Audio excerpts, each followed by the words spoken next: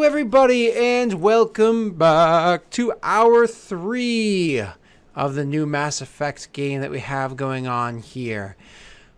Oh, this is actually really exciting. I'm excited because we're about to actually start getting underway. Sadly, that's the way it goes. First session of any world is going to be a little slow at the beginning with some world building. It's not as slow as Ep.1 was.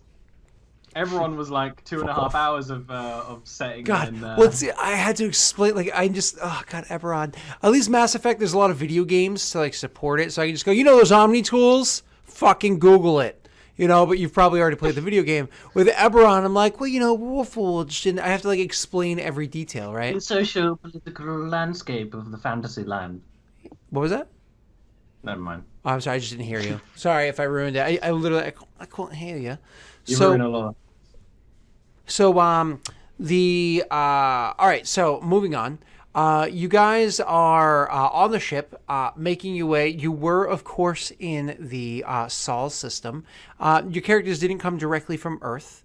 You were on the outer rims of the Sol system, and you were on Vesuvius. That's just where the ship happened to be. How it is you got to Vesuvius, whether it was you came from Earth, a different colony, transferred from another ship, the moon. I don't care. Fuck off. It's in your backstory. But what matters is that you were on the Vesuvius in the Sol system, and now you're on your ship, your frigate, the Stalingrad, and you're making your way over to the Sharon Relay. The Sharon Relay being right outside of Pluto, which is not the planet. We thought it was a moon. Yeah. But in fact, it was a space thing. A space thing frozen in ice. That's no moon. Yeah, I know, huh? Oh. Do you think that they did that intentionally so that reference could be made? It is BioWare. Back when BioWare was good. So you guys make your way over to the Sharon Relay and start going to plug in your coordinates and a help. Now, you are only the assistant pilot, Ollie. Only the assistant pilot. But please tell me, can you describe the important details of flying through a mass relay? If not, I'll gladly. Feel free. I actually didn't. I researched the Sharon Relay, but I didn't research the specifics of flying through one. Okay. Don't fly into it. That's a start. Fly broadside. So one of the things that you're supposed to do is as you approach the mass relay, and again, there are the alpha and the beta relays, which are also known as primary and secondary relays. We already went over that. As you approach the relay and you set the coordinates for where it's supposed to go in case it happens to be a beta/secondary, or you allow it to just go where it's supposed to, one of the important things that you need to do is you need to plug in the mass that is going to be passing through it. That's the most important detail. You have to plug in the mass. If you plug in the wrong mass, your pass-through does not function. So it's one of those, if you imagine it's almost like a landing strip. And so you have the relay is sitting here and you need to have your ship fly over, it needs a bottle of water, fly over the relay and then gets launched outwards. That only works if as you're approaching, you plug in the correct mass. Otherwise, it's one of these. You're flying in, you go, oh, fuck. You turn the ship around, come all the way back around and line back up and you got to do it again. So it's very important. Actually, one of the there's going to be two people on the ship. They're both either officers or NCOs. That their sole responsibility, because they're engineers, their sole responsibility is to always monitor the mass of the ship itself, down to the millisecond. They go over the algorithms, make sure they're correct. They double check the VI. They're always looking at the mass of the ship, making sure that its ratings are always accurate. Because you know what? Sometimes everybody did a little extra poop and it got jettisoned to space. And so the mass went down. You need to make sure it's accurate. So here you go, approaching the mass relay. The Sol relay is a primary or alpha one. So it goes specifically to one location. And you can start plugging in the numbers and assisting your pilot. You're going to roll for me a piloting intelligence check. Coolio. Now, because of the quality of ship you guys have, you do have faster than light engines, which the ship is equipped with. It can fly on its own. But the quality of lights that you guys have, that you guys can do, the speed that you can do when on the Stalingrad and traveling through a mass relay is 12 light years per day. So in one day, you travel how far light does in 12 years, which is insanely fucking fast. Make your check for me, sir. I was checking whether you were going to say if I had a bonus because of how the ship was made. No, it's standard. Holy fuck! You rolled a natural 11. Space, at least. I actually have my own program doing the math calculations because I don't trust that guy. Because he did it wrong once in his record. So... Can you say it one more time? Just say it one more time. I'm saying what? What you just said. Just say it for me one more time. That I've got my own programs doing the calculations because I don't trust that guy? Thank you. Let's note that for the future. Cool. Let's note that for the future. I mean, they can see my screen. They can see that I'm doing it. That's the thing. Mm-hmm. I don't care. Mm-hmm. Yep. So let's note that for the future, and let's see how things happen down the line. All right, cool. So you guys are making your way along the mass relay. You can travel through it, and as soon as you enter into the mass relay and you start traveling, you have to kind of like check the balance of the ship. Excuse me. This is his maiden voyage. It's his first time passing through a relay. You're checking the balances of this. You're checking to make sure that the mass is maintaining and making sure that it can stay inside its own little like wormhole tunnel where it's pushing it at ridiculous speeds. You're looking at all of these things and keeping track of all of them because like the amount of heat that builds up in your core gets extremely high, extremely fast. So every once in a while, the ship has to be stopped. It has to be vented. It's why you don't just go jump. You always have to stop and vent a ship because like the buildup that happens inside the engines. So again, you are watching all these things and making sure that the structure of the ship, it's a brand new one, is actually working. And the reason for it is my older brother once bought a Kia. Yes, he bought a Kia pre 2011 where they stopped being made by nothing but shit. So he bought a Kia back in 2004 or 5 and brand new. I think it had like 17 miles on it. Drove it off the lot. Literally the next day the transmission fell out. Real story, real life. Wow. And it was on his pocket because the warranty didn't cover that. So, the reason why I bring this up is because you're making sure that your transmission doesn't fall out of your Kia as you're taking it on its maiden voyage in space. So it's going well. You're flying. After like 2 or 3 days or so of directly needing to watch over this, the entire piloting crew, you and the primary pilot spending like 14, 16-hour days there yourselves, and the other 4 rotating 2 at a time who's there. Finally, things kind of settle back into the only you or he has to be there with 2 of the other ones. And their shifts kind of like move around. And that's how you're going to be spending your next several days. You two, do you do anything of significance or just kind of like kicking around the ship, meeting peeps, and so on and so forth? Is there like a haunt that would be your favorite spot? The table. I'd probably spend my time in between like the firing range and the gym, just doing things, bit of exercise, bit of shooting exercise. What was the name of that guy in Mass Effect 3? James, was it? The meathead one? James Vega. James Vega. So you're like the James Vega. Like, so over by like the shooting range, you've put in a few weights. So you're like, when I'm not shooting things, I'm lifting things. Like, so you're the James Vega Maybe of the a crew? bit quieter and less like show-offy, but yeah, sort of. As long as you don't call me Lola, I'm fine. Who knows? And then if Shepard, the captain, were to walk around this ship and try to find you, Lena, where would your haunt be? I'm gonna go ahead and say that she currently does not have a specific location. She's still kind of wandering, but she's taking her time. Oh, that'd be such an annoying NPC. Like, but that's Yeah. cool. Like every time, like, oh man, I need to go to talk to Ashley so I can make sure I tap that ass. Which we all know how that turned out. Yeah. Let's say I'm going to do that, and but you're in a different spot of the ship every time. Fuck, where's Ashley? Where's Stacy? Yes.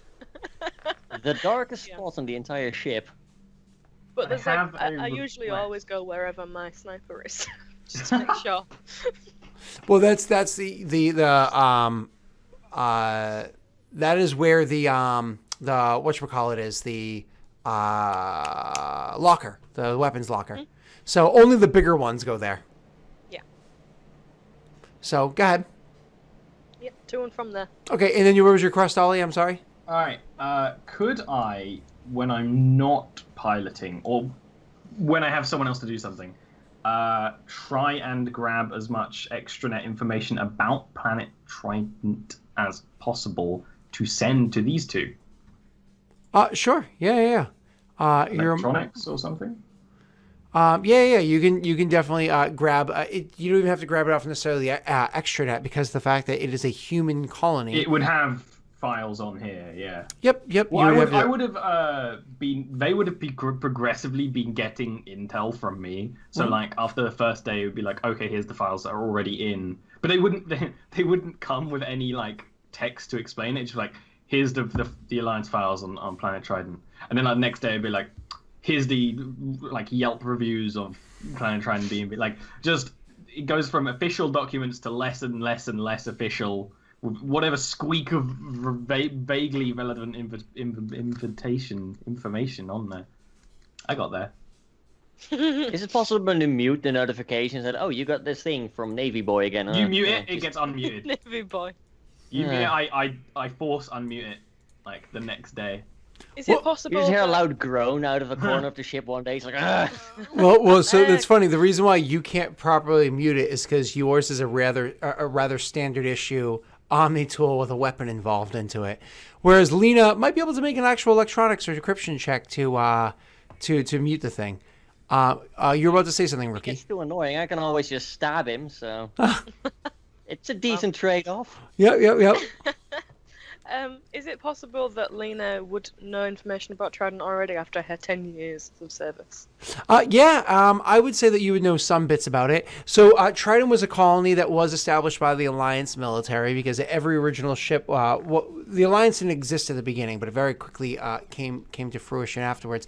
So it actually existed prior to the First Contact War, but only its early little tidbits. Then after the First Contact War is when all the countries on Earth were like, and all the other colonies were like, yep, they're right. We need them.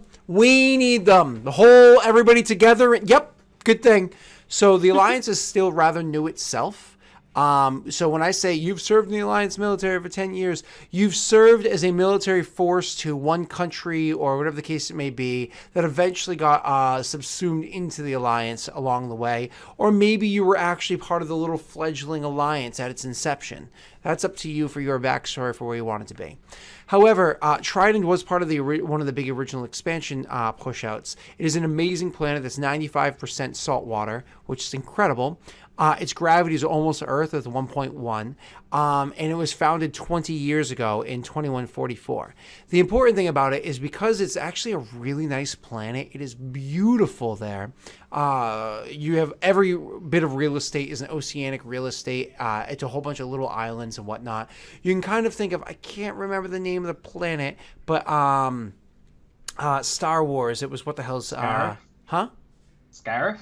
Scarif, yeah, where it was like little floating cities over the whole oceanic view, and there was also an episode. No, that's Camino. Camino, maybe it was no, not Camino. No, that's where the Scarif clones are is made. the one in Rogue One that's like, oh, it's No, beautiful. not that one. Hawaiian planet. I'll think of it. It was with what's his face? So You talking about Lando? yeah, with Lando Calrissian, City. his place.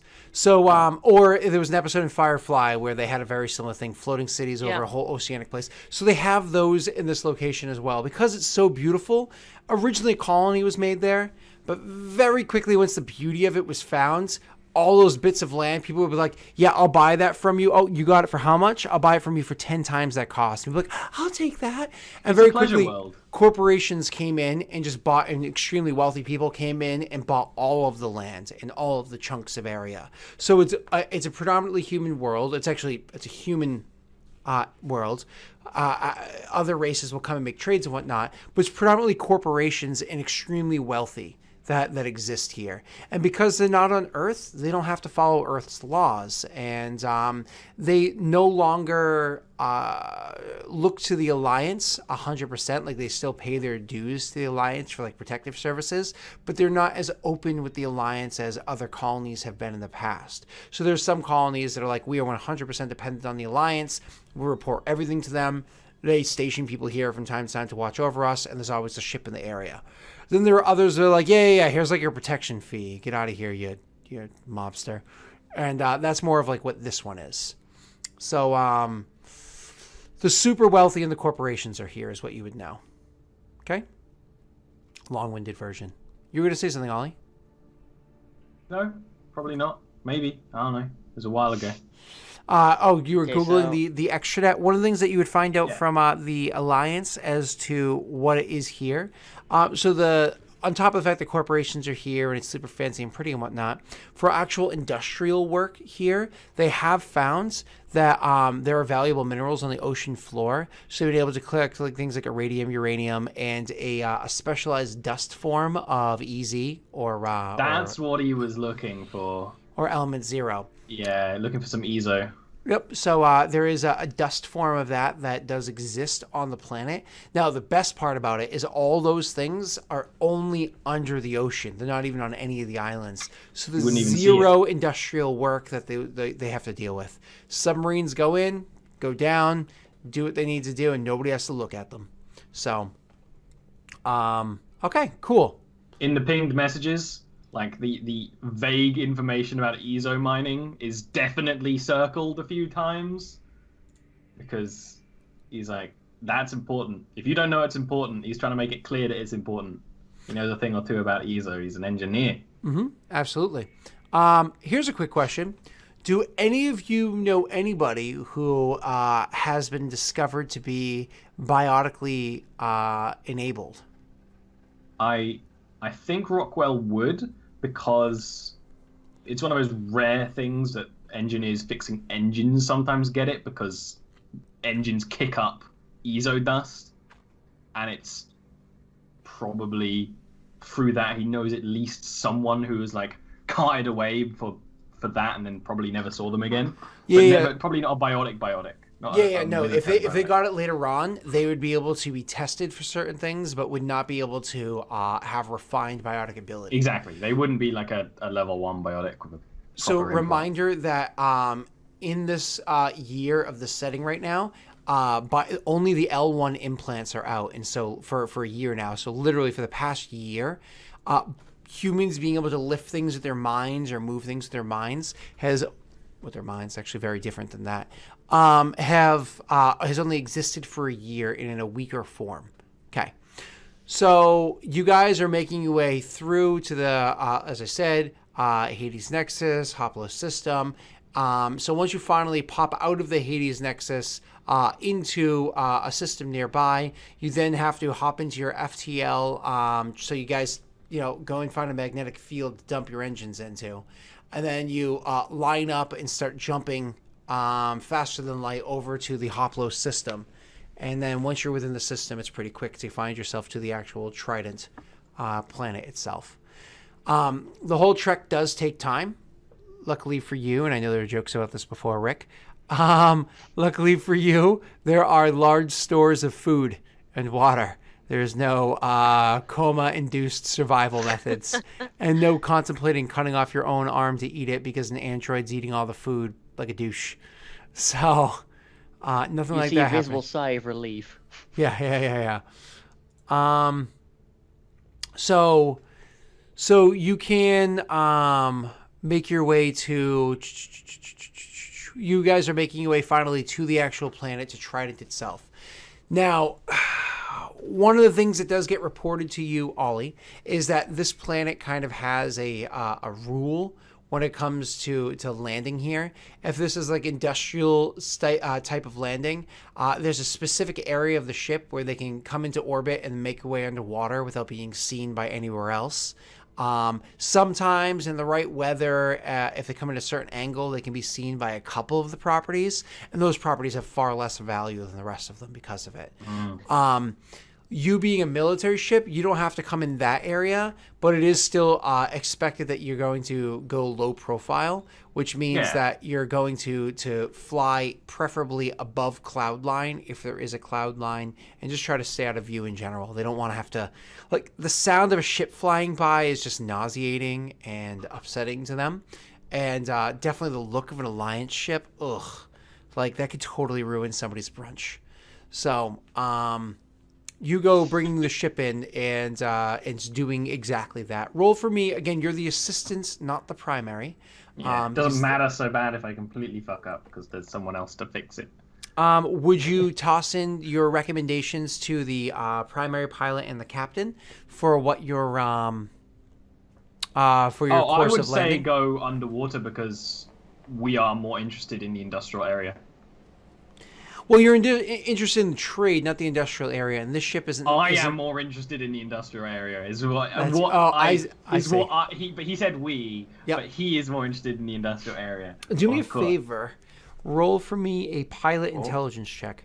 Pilot intelligence, awesome.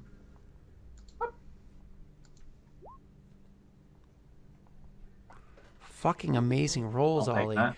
You know that this ship, while technically it can submerge underwater, and because of the fact that it can alter its mass, it can even force itself to sink. It's specifically designed to keep pressure in, not keep pressure out, and it will survive. But because this is salt water, the pressure is greater than that of, say, fresh water. It can only go so far before things can get questionable. You know what I mean? So it's one of those. Not necessarily good for the ship. Probably would need to do repairs afterwards. Yeah. The math is perfect. Yeah. So, all right. So anyways, you are able to make your way into the atmosphere. Do you still make the suggestion or no?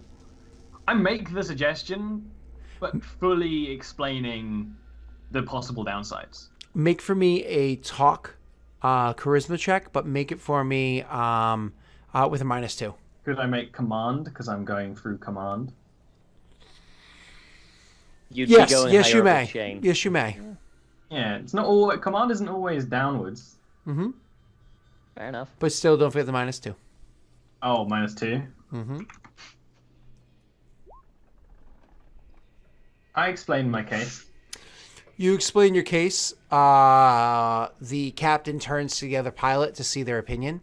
They immediately voice the concern of the ship, the pressure, this, that, the other thing, and that there are other vehicles for traversing down there if you need to go down there.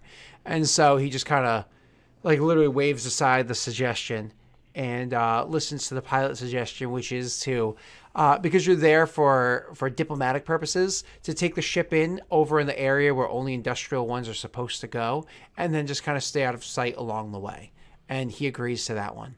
Roll for me a pilot check for assisting on the. I thought that was my pilot check. Oh, it's just a knowledge pilot check. Okay, correct. That makes sense. Yep. That makes sense. This is the one I'm going to screw up. Nope. This is already looking. Yep, 10. There you go. So once again, easily come in and stay completely out of sight. The only way that a place knew that you were going to be landing there is because you're landing there. You guys do a great job of landing the piloting.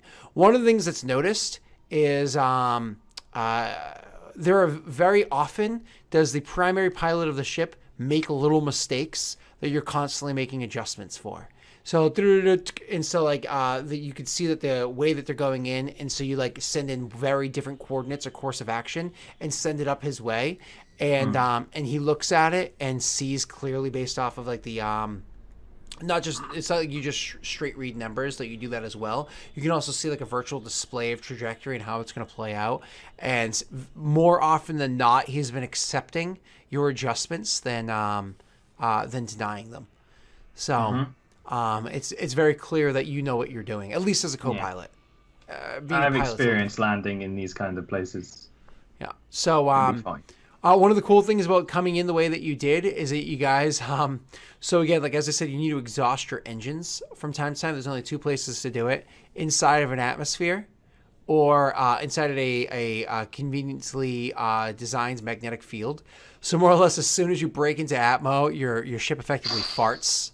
It's like and it exhausts its It's sexy. And then you start It's much making. classier than that when a pilot describes it. Okay, well, please go ahead. You can. No, you wouldn't understand the techno jargon. Oh, okay, yeah. It's like one of you would say venting the engines, you'd be like, venting the engines. Yeah, it's actually that's what James says. It's like, oh, I gotta go vent my engines. I'll be right back. Gotta Oh. go pop the thermal clip. So you guys are going to land, and so you head up land side. You do get the nod. So you do from the captain himself. He says, "Rockwell, go and Yes, get your sir. go and get your team together." Will do, sir. I go and send a message, and it's like, yeah, you're not meeting. We don't even use the maker on this. We're just gonna walk out into the city, aren't we? shame. Correct. I'll send a message. It's like, it's time. Meet me in the hangar, basically. You know, the door. Now, is this like when you're ignoring a cell phone call? How there's like preset messages. It's like 10 to 20 preset messages you can have. Pooping or something like that you can have set there. Yeah. Is this one of those things where you had like already had a preset, so you just like hit like a 2-button command and it goes? Yes. All It definitely had the command ready to go. It's like, get all your weapons, get all your equipment, prepare, blah blah blah. Yeah.